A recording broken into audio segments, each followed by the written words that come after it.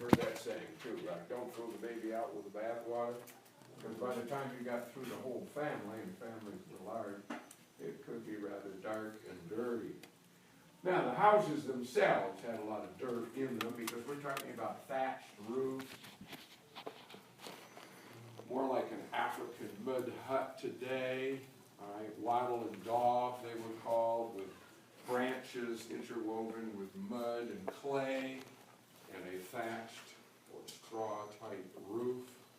So pretty humble homes, and a lot of creatures living in that thatch too, right? Mice, rats, insects.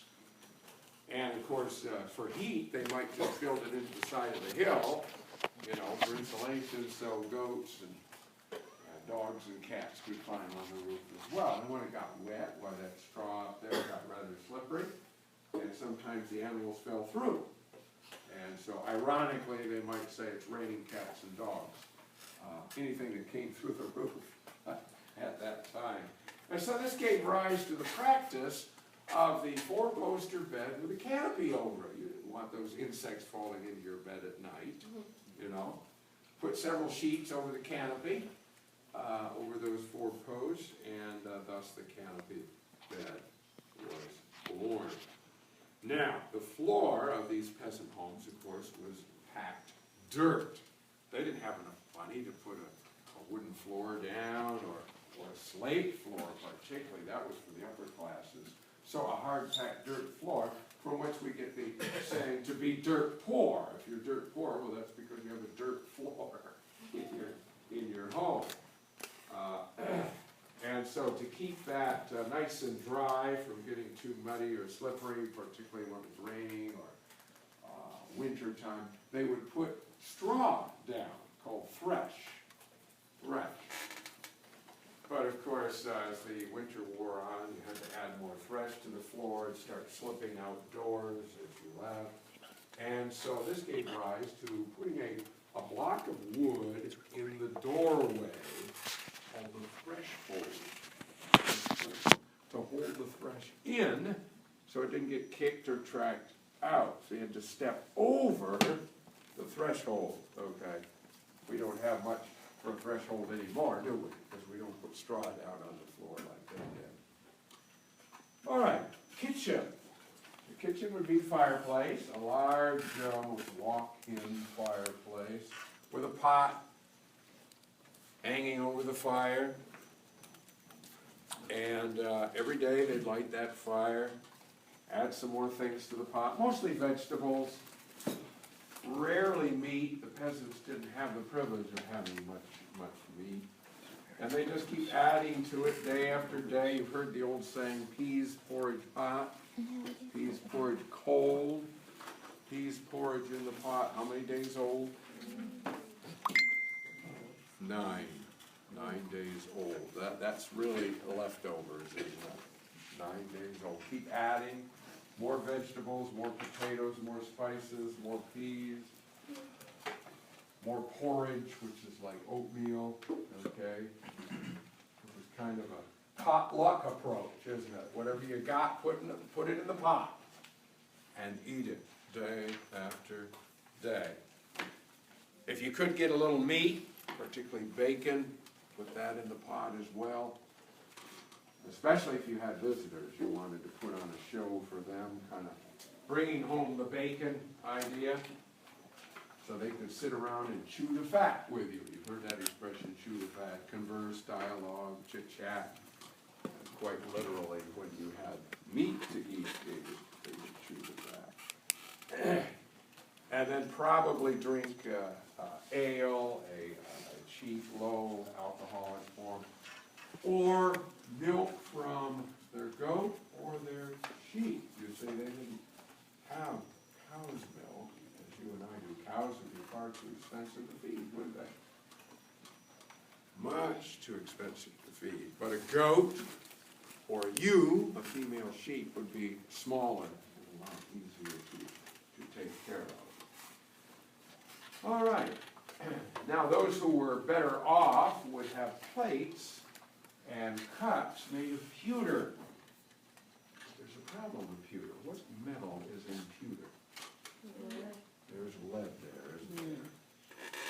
So if you're eating something acidic off a pewter plate, that could be bad for your health, couldn't it? It leaches the lead out of the pewter.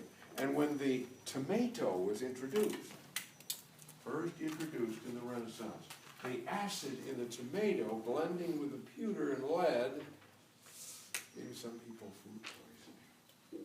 And so, for 400 years, the tomato was thought to be a poisonous vegetable. But it wasn't the tomato's fault.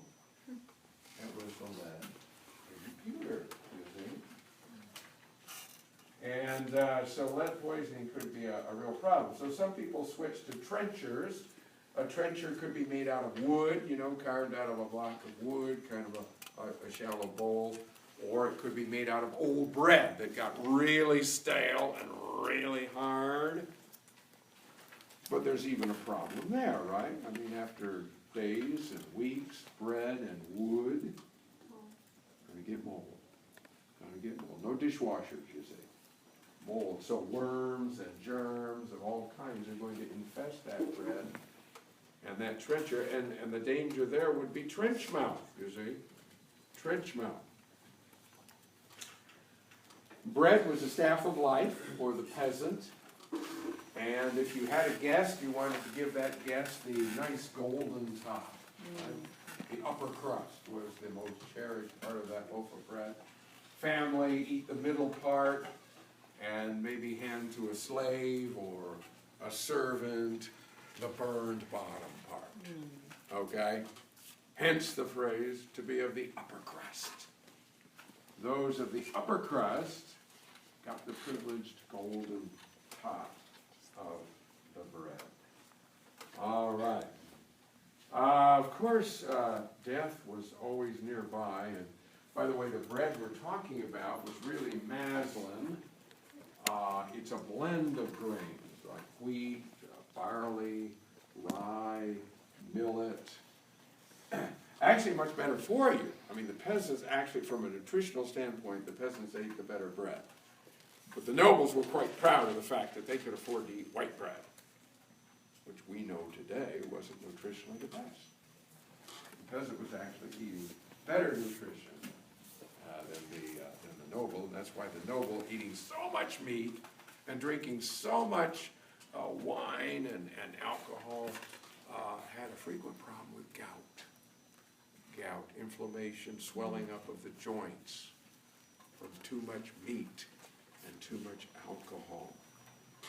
All right, so death was frequent, but you couldn't be 100% sure when somebody passed out whether they were really dead or just unconscious, and so the practice of the wake was started.